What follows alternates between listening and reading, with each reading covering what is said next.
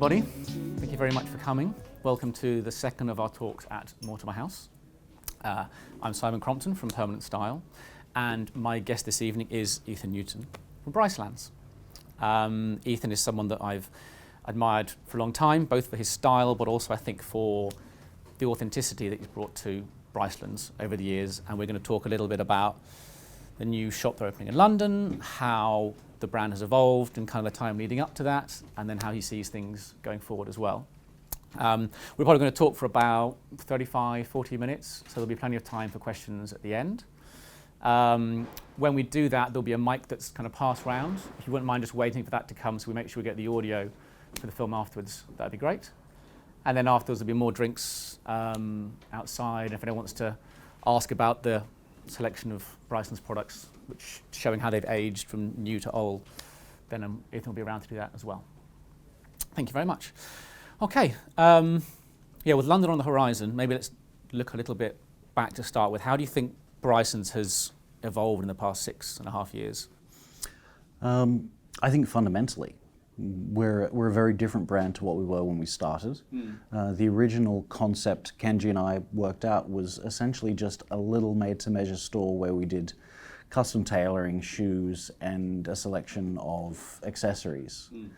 And I started to notice, one, that there were things that I wanted and I couldn't get. I'm definitely not a Japanese size, so living in Tokyo, finding the pieces I wanted just wasn't possible. But I also noticed a lot of the guys that have been shopping with me for years and years kind of were like, I've got all the tailored garments I need, or I've got a good selection of them, but I really need something for the weekend, or I need something to go hiking, or something to go to a picnic. So it just made sense to start doing a bit more ready-to-wear and things under our own label. And that's now grown to be a pretty core part of our business, and I think what a lot of people know us for more than the tailoring side. Yeah, I think that's interesting. People would definitely reference the Sawtooth Western or jeans or some other piece of what I think of as workwear rather than the tailoring, right? The Sawtooth Western and the jeans were both. They were the two first things that we did. And specifically, the jeans, I'd worked for Avisu 22 years ago in Tokyo, so I loved denims and I wanted to do something with Japanese denim. I wanted to make them the way I wanted, which was more accommodating for someone my build than what you normally can get in Japan. And then the Sawtooth, I had vintage ones all the time when I was young, and I always loved a Western shirt, so it made sense to do one of our own and just try and do it better than you could buy in the market. I wanted one that would actually meet my criteria for what it should be. So what kind of things then? What specifics that you couldn't find elsewhere? So like the Sawtooth shirt we do with real mother of pearl buttons, which I wanted. I didn't want plastic buttons. I wanted the snaps to be real mother of pearl.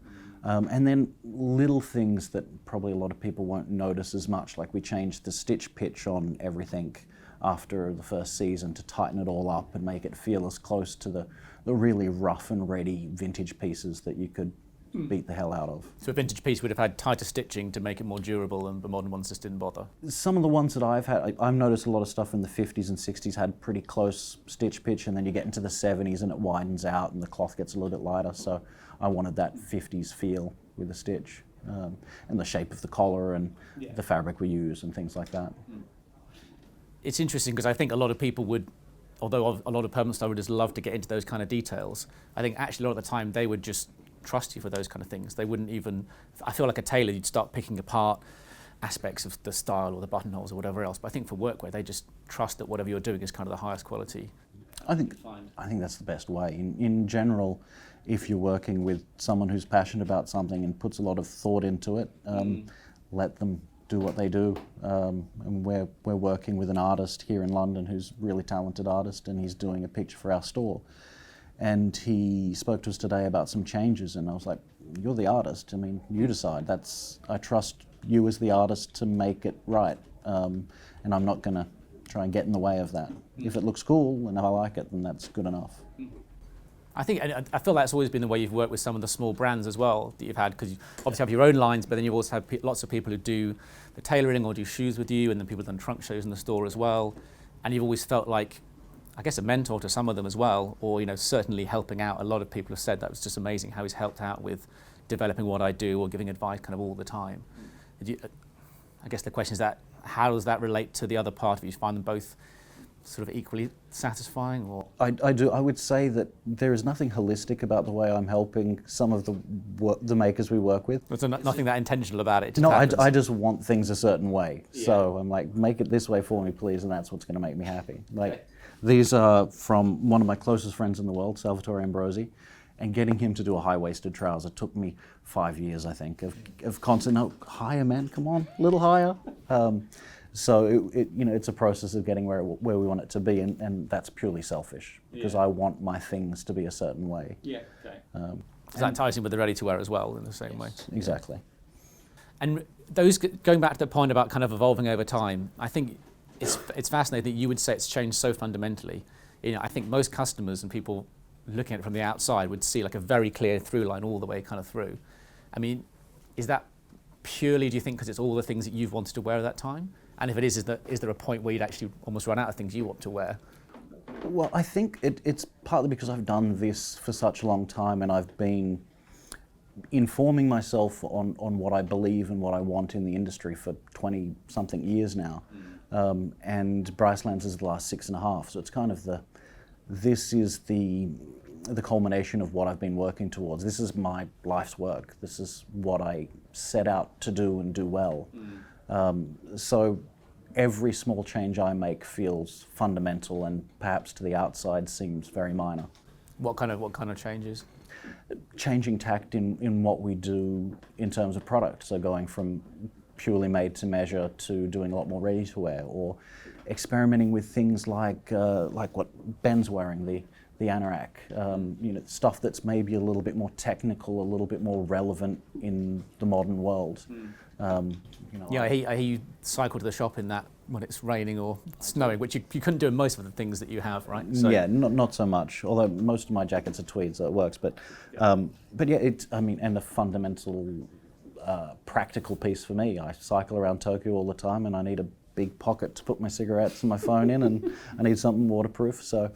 It's not the classic world of men's tailoring, which I have done for a long time, but it's, I guess it's informed by what I learnt working in classic tailoring and how I want proportions to be and the functionality of things that I like. And functionality is such a big part of what I like. I think that great product comes from a functional place, first and foremost. Great design comes from a place of function, not from a place of affectation. So it doesn't seem that strange for me to go from that to a tailored jacket because they both have such practical application in what they're designed for.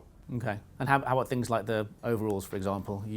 That's a very practical piece, but who's using that on a practical basis day to day? Well, and that's the thing, that most of the guys that I work with and girls that I sell to, our customers, our clients, they don't get up every day in a manor house and put on a 3-piece suit and live that life. They're not stepping out of chauffeured cars. We do other things, ride motorbikes or go hiking on the weekends or things like that, where you can't wear tailored clothing all the time. You still want something of great quality and it's beautifully designed, but it's functional for a different aspect of life.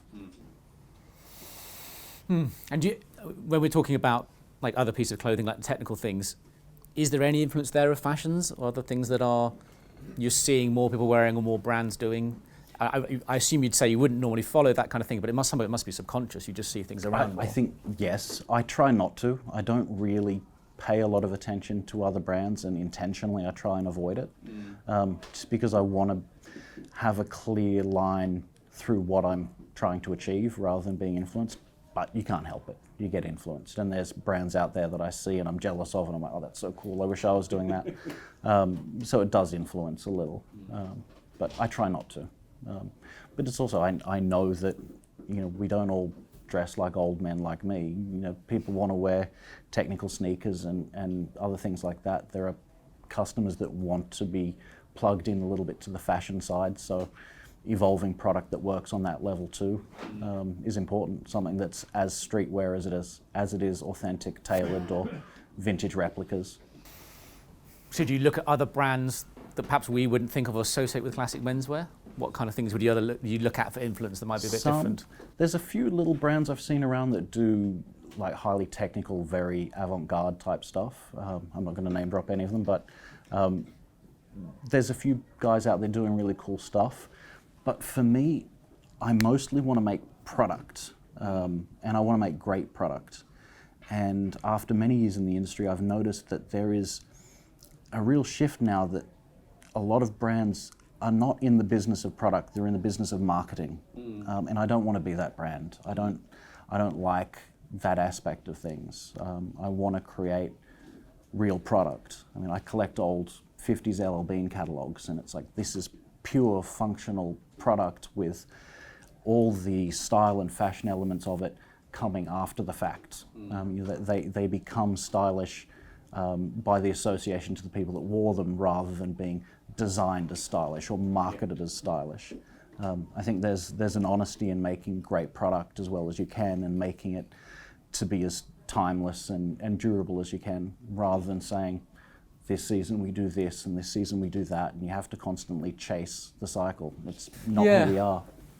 I mean, it's interesting. I feel like a lot of those brands, often the reason they end up doing that is because they're driven by growth, either because of what they want to do as a brand, or maybe because their investors are driven by growth as well, and they kind of lose a bit of control.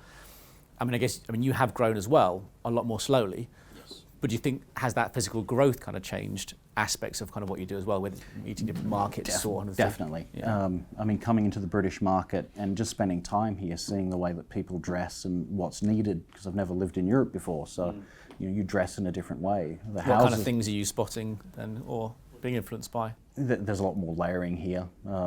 That's practical layering, and the way you dress in the home is very different. In Japan, your house is like a bedroom. You go into the house and it's small and it's very clean, and you can't wear shoes in the house. And you take off all your kind of outerwear basically, because everything is kind of clean and comfortable inside. Everything, yeah. Whereas here you can live in a house and you have clothes for in the house as well, or entertaining at home. So it's a different way of dressing. It's a whole other second wardrobe you can add to everything else there. That's the idea. Clothes for the home. Absolutely, as much as we can get.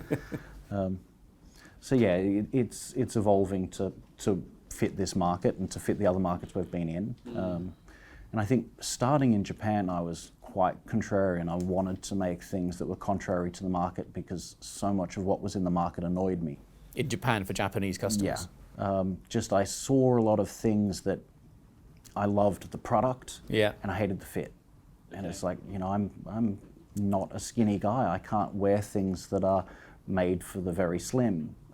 But I appreciate the product, and I'm as worthy of wearing it as anybody else. My weight doesn't change that. So I intentionally made things that were a little over long or a little over wide. Yeah, I remember shirts like that. You remember that? Just below the knees. Yeah. Exactly. I mean, one of the first casual things we did was a copy of a Big Mac US Navy chambray shirt, which was an extra long. And I made it extra long because I just liked the idea of wearing this extra long shirt untucked, and because it was so different for the market. Yeah. But then as we've grown, we've had to do things that are more suited to the market as well. I mean, we are in service to the customer first and foremost, so making sure that we do service the customer with what they want and need is important. But in Japan, were most of your customers Japanese, or a lot of them? What kind of proportion? Because really the Japanese customers, had something they wanted, but it's the others, their expats, wherever else that didn't. I'd say pre-COVID it was probably 70-30, somewhere thereabouts, and then post-COVID 70 Japanese or 70? Yeah. Right, okay. And then post-COVID it's obviously shifted a little more in favour of the Japanese clientele. And then Hong Kong has been a pretty healthy mix of expats living in Hong Kong and Hong Kong Chinese, and London we'll see. On that evolution thing again, which I find quite interesting, has your personal style changed? Because again, I think brands these days are so driven often by the power of like one person and believing in that person and their taste and their style and following them through. And again, most people probably think that your style hasn't changed at all in the 6.5 years. Are they right, or has that changed? No, it has changed. What kind of things is it? I think that my store in Tokyo, where I live and where I spend every day, is in Jinguma, the back of Omorasando and Harajuku. So you've got the sort of the high fashion street and the vintage clothing. it's a pretty dynamic place for fashion, and if I rocked up every day in a three-piece suit and a bow tie, I would be so out of place. So, but there's so many different styles as well. You would feel out of place, or people would look at you strange? Really? I'd feel out of place. If I was in Maranochi or Ginza or somewhere like that, you could get away with it. Because it's smarter and more businessy. Exactly. Okay. Whereas where we are is a bit more fashion and a bit more directional, so we can afford to make clothing for that market. And I dress that way. I mean, I wear overalls and T-shirts and band tees and lots of crazy stuff that I wouldn't really wear if I was living in the centre of Hong Kong and working there, which is much more of a business district. But it's interesting because, I mean, so much of your clientele now must be international as well. I mean, so many of these people here are customers, but even they don't have a shop in London. So it almost doesn't matter that much what that locale is. I'm sure the majority of them must be not from a particular area of Japan or even Hong Kong, right? So I don't know, it feels like you could almost do anything you want from that point of view in terms of what you wear day to day might change, but you could kind of cater to anybody. Yeah, I think that the responsibility first and foremost is to provide to the market product that they want and like, and that is of a quality higher than expected. Because that's what I would want. If I buy something and the quality is less than what I expect, I don't like it. I don't want to waste money, and I don't want to waste consumption.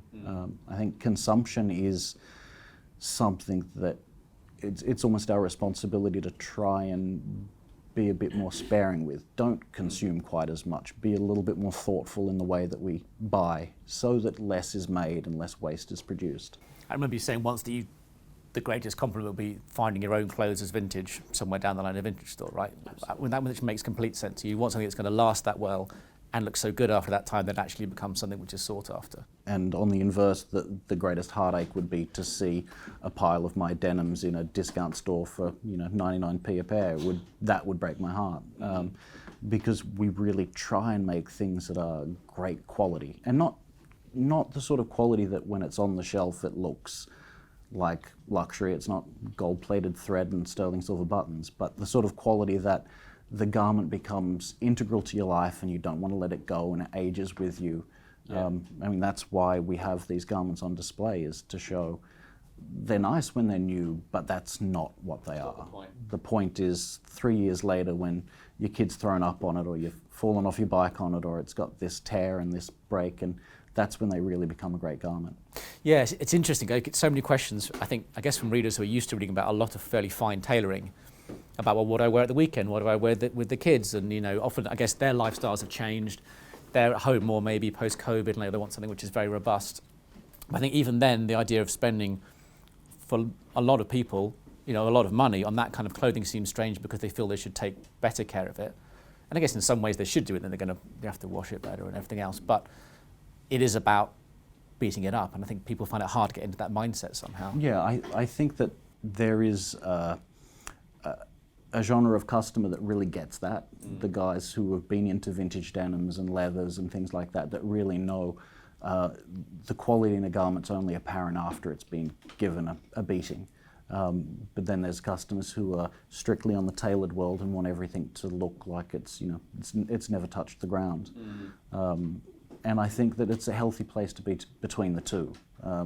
We should respect the garments that we own, and we should be buying product with the sense that I'm going to hold on to this for a while, and I'm going to know how to repair it, I'm going to know how to style it, I'm going to know how to clean it, because it's our responsibility to say, I can get one and it's enough, and I don't need to get 5. I don't need to get a new one every season for £19. I'll buy one piece and take care of it and look after it.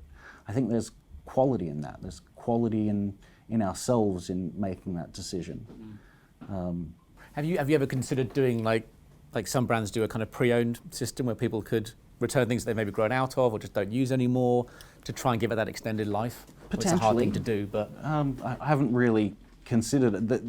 I do end up trying to buy back our garments from friends because they age so well, and I'm like, I've got to have that. I just want to have that for my archive. Yeah. So a few friends do gift back the garments once they're nicely aged. Yeah, it's actually just an aside note. There's the denim brand Black Horse Lane in London started doing that recently, where if they saw a pair of denim that they really liked, they would offer the customer 2 new pairs to get the 1 pair back, because they realised that the whole shop is full of raw, and actually what they want is all the examples on the wall of what it looks like in different ages over time, because that's what people are buying into.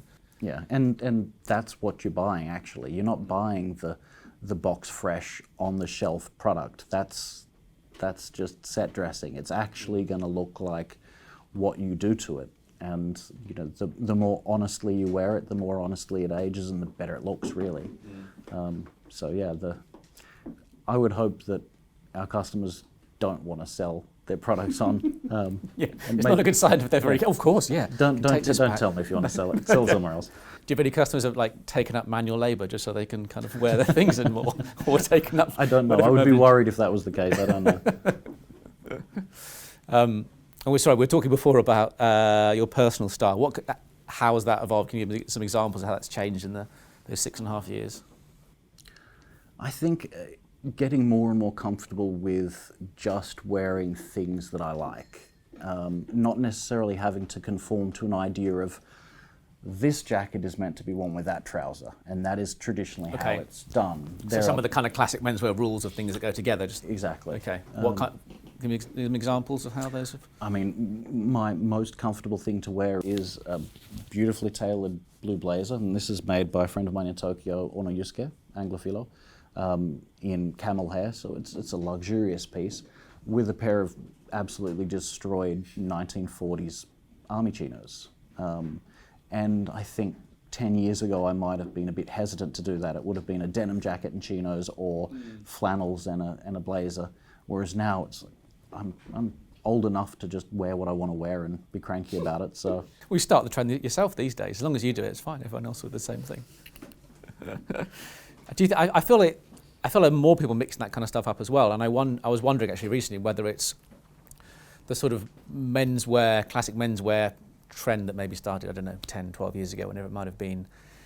I feel that kind of trend has grown up a little bit in the last few years, and I don't know whether it's like the whole market or it's just the fact that I've changed or people I know have changed like yourself. But I feel there's more freedom now. People maybe understand those rules and they liked them and they learnt them, but now it's more like, and maybe COVID makes a difference as well. You've got a bit more freedom, that people are kind of playing around more. And do you feel that more generally as well as in yourself? Definitely. I think I'm so stuck in the middle of it that it's hard to see anything from an eagle's eye view. So I have that confirmation bias of believing something and then seeing a lot of people who come to my store to do yes, that. Exactly. Because wearing my jeans. My jeans must be my jeans are amazing. Everyone wears them. But I think that there's definitely a sense of that the market has matured. I mean, I've been working in fashion since about '98, and I saw the tail end of that '90s look and going into the 2000s up until the financial crisis and the way people dressed, and there's been an evolution of it. And I think that we are now a group of people that have gone from being, followers in the industry to actually we now make calls on what happens in the industry. Yourself and myself and other contemporaries working in the industry. And I'm pretty chuffed about that. I think that we can make a difference on the menswear world that will define an era of menswear. Maybe not a huge slice of it. I mean, we are a pretty niche group, but we have had the ability to slightly change things, in my opinion, for the better, of people not necessarily needing to advertise somebody's brand on the front of their shirt, or having to wear the most up-to-date fashion styles. And saying, I know what looks good on me, I know what suits my personality, my lifestyle, my job, and I have the confidence to wear that rather than slavishly following the fashion trends. Yeah, it's interesting. It sounds much more positive when you take it from that, again, those kind of big principles, rather than arguing over small differences or putting things together or which rules you should follow or not and kind of how relevant they are. But those things about being more sustainable and, and consuming less and valuing things like that sounds incredibly positive.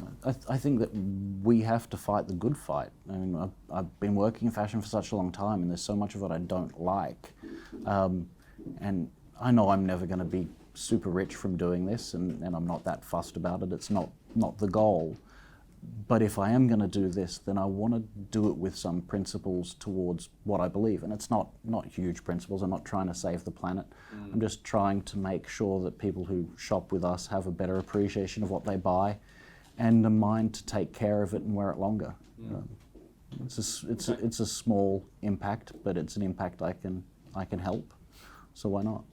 I remember you saying something a while ago about style, that you thought it was almost your responsibility to kind of wear everything, or to wear it to its fullest possible expression, because the customer, you're not saying to the customer, okay, you should also wear a Western hat and a double-breast blazer and, you know, velvet slippers the whole time, you know, A, because they'd all look like clones of me, but also because these are all different suggestions. Do you think that's a good way to think about it? Well, that's something I learnt when I was in my 20s. I was working in retail in Australia and working in design and tailoring. And I had a mentor who would always say, if you're in retail, you go to 100%, because your customers might get to 50, they might get to 60.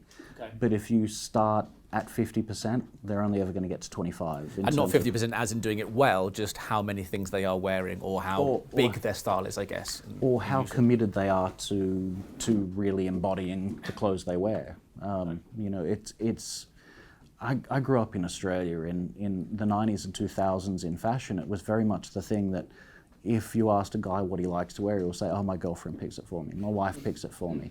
Or guys would come and say, I like that suit, but I have to come back with the boss and find out if I'm allowed to get it. And that just breaks my heart. It's like, no, decide what you want to wear. You know, this is your first presentation to the world. This is the first thing that people will understand about you. Before you open your mouth is, how do you present yourself? You know, so dive into that. Maybe don't go crazy. You don't have to wear a cowboy hat and velvet slippers. But do it as authentically as you can for yourself. Yeah, and I think it's probably quite easy for us to forget, having gone through that process in the last 10, 12 years, and you've been doing it much longer than me, but actually the freedom of men to wear very different things, I think a lot of people would look at the mainstream as actually one of the main things that's come out of this, really. Menswear as a whole has become so much bigger. Men are buying so many more clothes of whatever kind of quality, which must have some kind of then freeing kind of expression or experience of how you can express yourself and do them. Yeah, I think that there is variety in the market, and sometimes that's great and sometimes that's terrible. I often see design that I can kind of sense has been designed to be different rather than being designed to be good. Things are done to give it a place in the market rather than being done to make an actual better product. Yeah, I guess that's what we see a lot of fashion designers. I mean, literally, we'll say fashion students or something. If you're coming up with something that, you know, someone made the previous year exactly the same, you're not going to get anywhere. You've constantly got to come up with something which is kind of new, and whether that gets taken up by a brand or not is kind of different, and there's different commercial pressures there. But necessarily, it's always about the new to some extent. But that's always been nonsensical to me, because the way what suits my body, the colours that suit me, the proportions that suit me, the garments that suit my lifestyle, don't change according to some guy in Paris's idea of what I should be wearing this year. It's really what suits me. As a business, we don't go on sale. We don't do seasonal product in a sense. We make real product. We make core product with variations season to season, but essentially if we make something, we believe in it well enough to continue doing it. I don't make anything with the idea that I'm not going to do that after this time, because why did I do it in the first place? If it's not good enough to be a core in your wardrobe, it shouldn't take up any more resources from the planet. Yeah.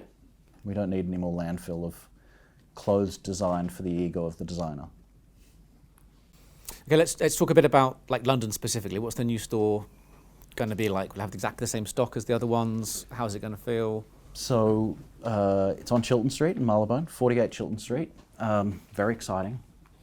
Our third store in 6.5 years, and a third city, which is, you know, has its challenges. You know, we're in Hong Kong, Tokyo, and London.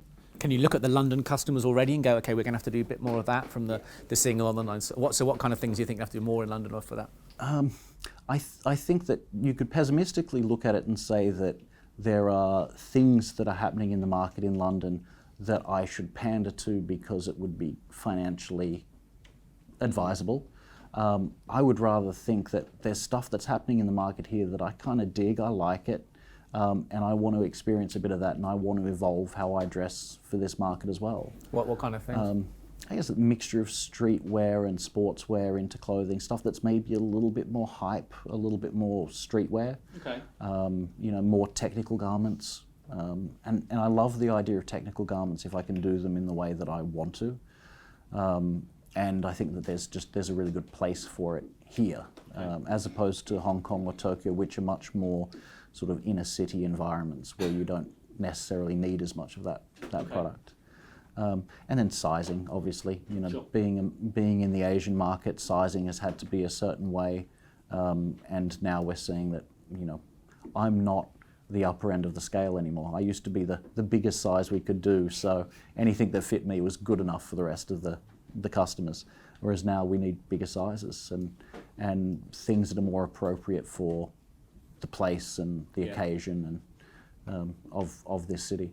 What does you don't have to give any business secrets away if it's not something you want to talk about, but examples of more hype or streetwear, that's a terrifying image in my mind. I just see you in these kind of massive fluorescent trainers or whatever else, which I assume it isn't, but Well, I think it's not that we're producing product now that suits that, but it's keeping a mind to, I want the product I make to not look like cosplay. I don't want it to look like you're a 1950s, revivalist. It should be great, timeless clothing that can sit in any world of style. And if you're 19 and you wear MX 90s and that sort of streetwear, it should work. Likewise, if you're in your 60s and you want to wear it with a pair of brogues, it should work. So, have you changed anywhere in that way over time? Have you wear less ties or less pocket handkerchiefs or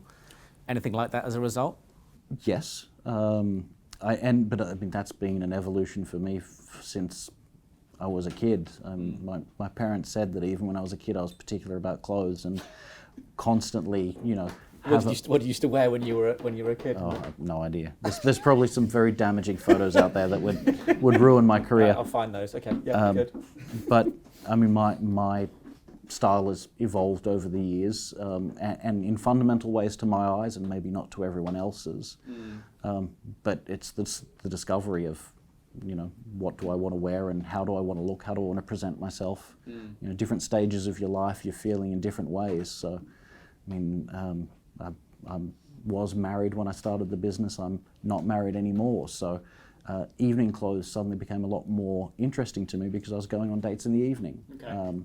So there was a mind to make those sort of clothes that I didn't have when I was not going on dates. Okay. What would you wear on a first date? Black suit. What I wore on the first date with you? You don't remember? Oh. That didn't come off well, actually. Black suit. Black suit. I mean, I love a black mohair suit with a polo or a t-shirt underneath and a pair of slippers. It's tailoring, but with all the stuffing knocked out of it. And then any kind of no flounces or fussiness or anything that's kind of a bit over the top. Nothing that's going to distract from the conversation. Yeah. For the wonders going on up here. Exactly. It's all this beauty. Yeah. I think that I've noticed over the last 10 years that there are certain people who wear clothes that will intimidate the wearer, where the clothes come first and the person you're talking to is like, okay, I'm dealing with all of that now. Yeah. How do I get to the person? And I think the most beautiful way of doing it is wearing things that people would say you're well dressed, but they wouldn't necessarily remember what you wore. Yeah. The sense that you're well dressed without it being so perfect that it's intimidating, or so ostentatious that it's distracting. Yeah. Almost clothes that kind of bring someone in rather than pushing them away. Exactly. If I try and see what's on your lapel buttonhole, it's so small, and or the texture of something rather than a big label or clashing colours or something else.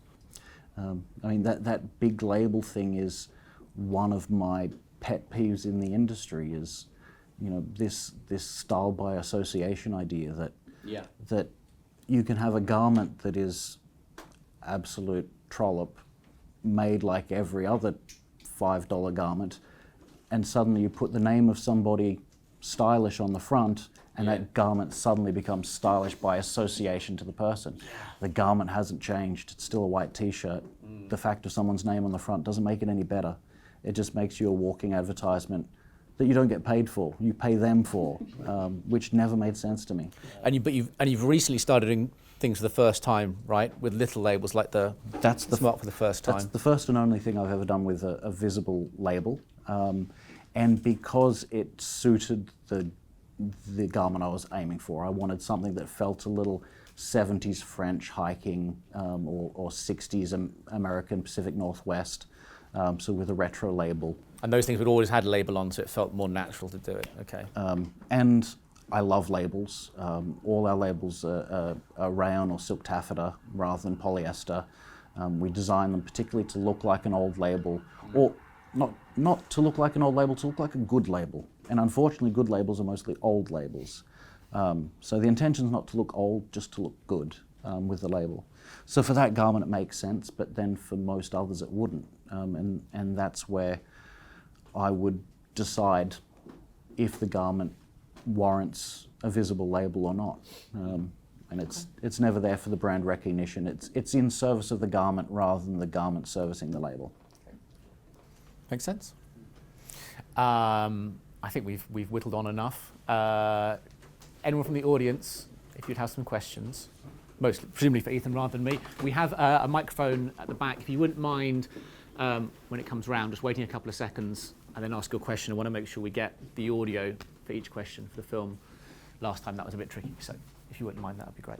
Thank you. Who has a question for Ethan? Anybody? Nobody. Okay, let's go. That's easy. Somebody? Yes. Hello there. Ethan, my question comes in two parts.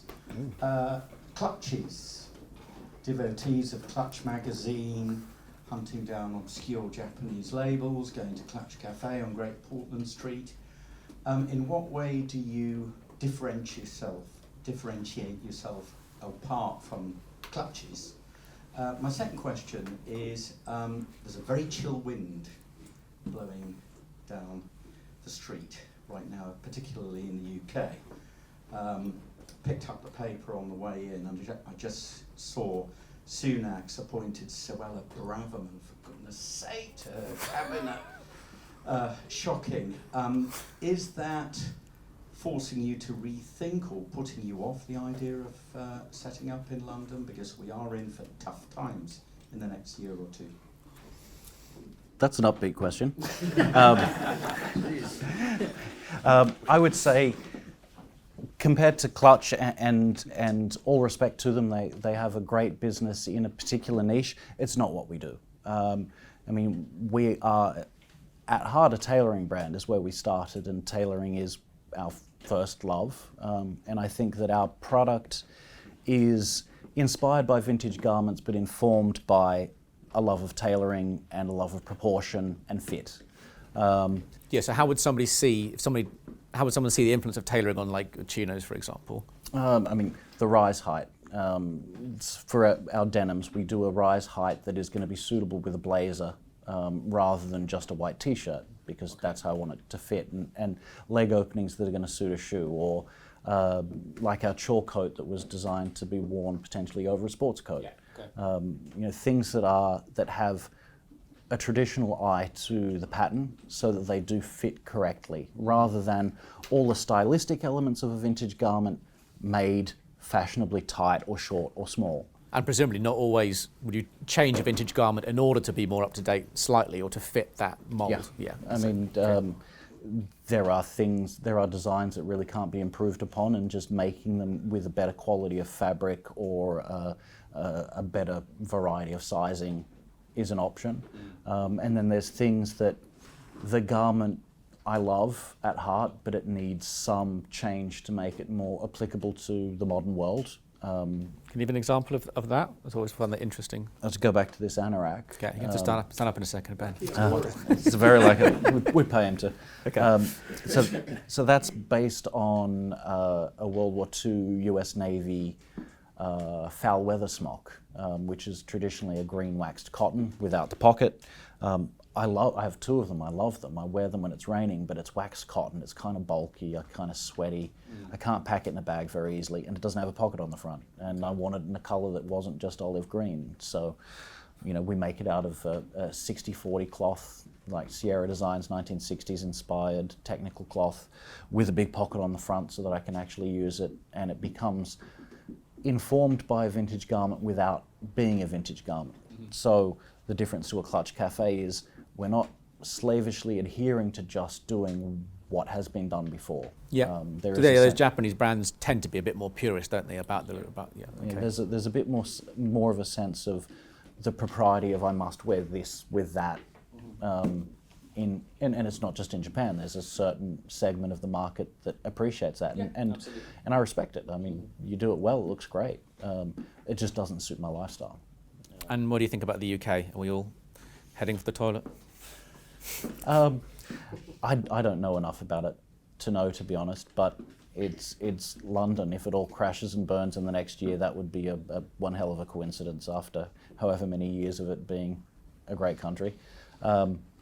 I believe in what we do to take the gamble and say we should open here, and we're also, I mean, I'm not opening 15 stores. I'm opening one little store where, I mean, my market is not the whole world. It's us. It's like a group of friends that all like the same sort of stuff, and you know, we all kind of know each other or know of each other.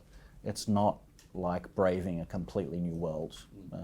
You know, the people that like what we do, we're all of a mind. We all like the same sort of stuff. So. And you're going to know those people more closely, so you know whether they're actually being affected by those things as well. Okay. Well, we appreciate the act of faith. Thank you very much. Anyone else got a question for Ethan? Yes, just one here. Well, I just want to stay with that because that seems to be a recurring theme as well. Do you intend to be small, or is this by design, or is this by choice? And perhaps reference is also there because you don't want to do collections, you don't want to do seasons, you want something, you want to invest in it, which is fantastic. So is this idea of made like an atelier central to your, is it a central tenant, or is it something which is No, that's you gravitated towards? that was very intentional.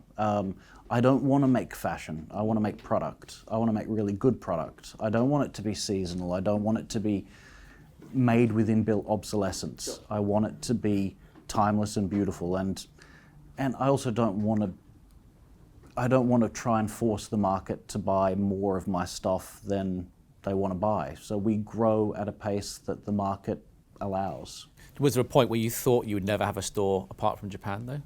Oh yeah, definitely. I mean, so that's changed just relatively organically. When we opened, it was very much that it was just one little store. I ran the store. Yeah. I did everything in the store. It was just me.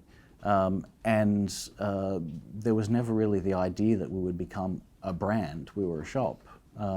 It's just kind of happened naturally that, you know, I wanted something and we made it. People liked it and they bought it, so we did a bit more. I guess it can never be anything other than organic if you're just following customers most of the time, right? And that's what we do. We're in service of the market. I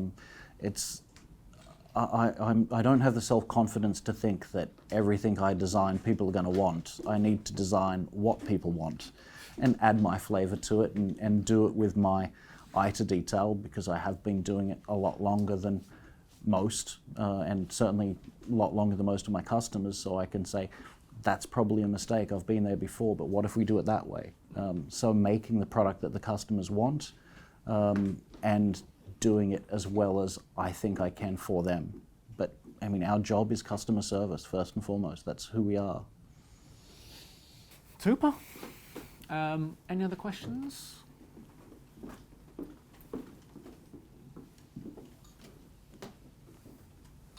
No?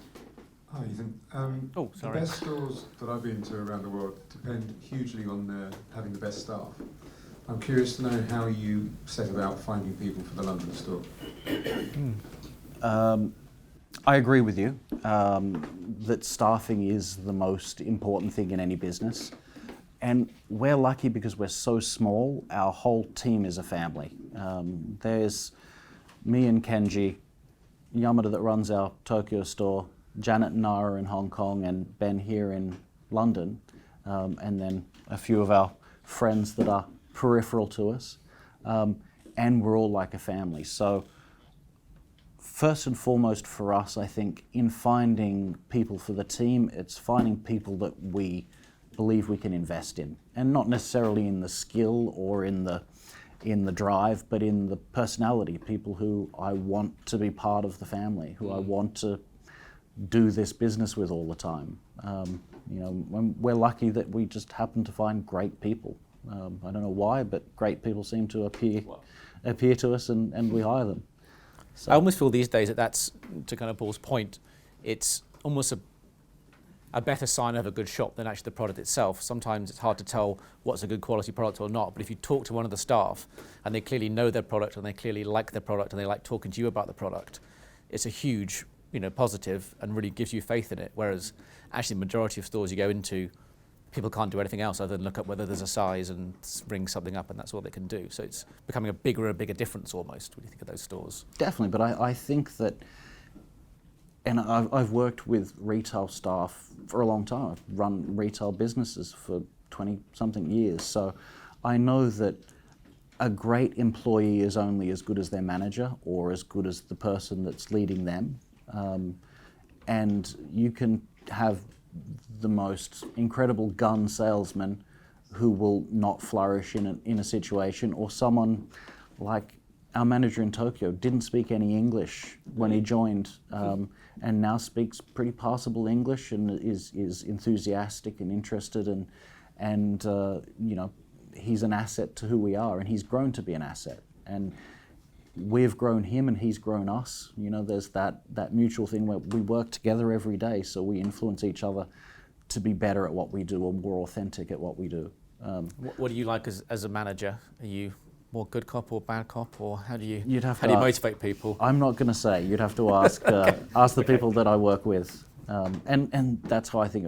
Nobody works for me or for Kenji. We don't think that way. We work together. It's we're a team trying to make something happen, and I think we all believe in it. So there's a little more inspiration to get up and get going and do it every day because we believe in this thing. It's authentically what we want to do. Okay. Any more questions? Nope. Okay. In that case, thank you, Ethan, very, very much for spending the time talking to us, and thank you all very much for coming this evening. I really hope you've enjoyed it. Thank you.